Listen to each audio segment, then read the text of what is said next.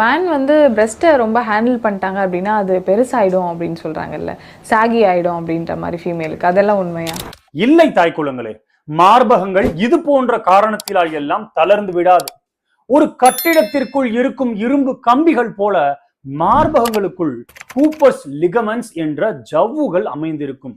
மார்பகங்கள் மேல் எவ்வித அழுத்தம் ஏற்பட்டாலும் உறுதியான இந்த ஜவ்வுகளுக்கு ஏதும் ஆகாது. மார்பகங்களை தளர விடாமல் இவை பார்த்து கொள்ளும்.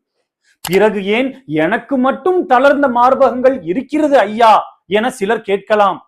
வயது, அடுத்தடுத்த பிரசவம், PCOS போன்ற பிரச்சனைகளினால் ஏற்படும் ஹார்மோன் மாற்றங்கள், ஒரு குறிப்பிட்ட மாதங்களுக்குள்ளேயே திடீரென அதிக எடை பெருகி பருமனாகி விடுதல், இவையாவும் தான் இந்த ஜவ்வுகளை பலவீனமாக்கி மார்பகங்களை தளர்ந்து விட செய்யும். ஒரு முறை தளர்ந்த இந்த ஜவ்வுக்களை மறுபடியும் பழைய நிலைக்கு கொண்டு வர இயலாது பெண்மணிகளே.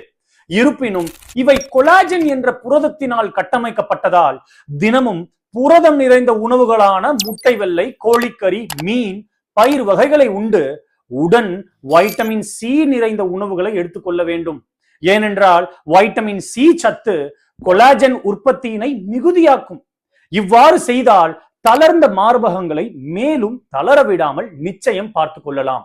நல்ல வைட்டமின் C சத்திற்கு நெல்லிக்காய், கொய்யா, ஆரஞ்சு, பப்பாளி, காலிஃபிளவர் மற்றும் முட்டைக்கோசினை உட்கொள்ளுங்கள்.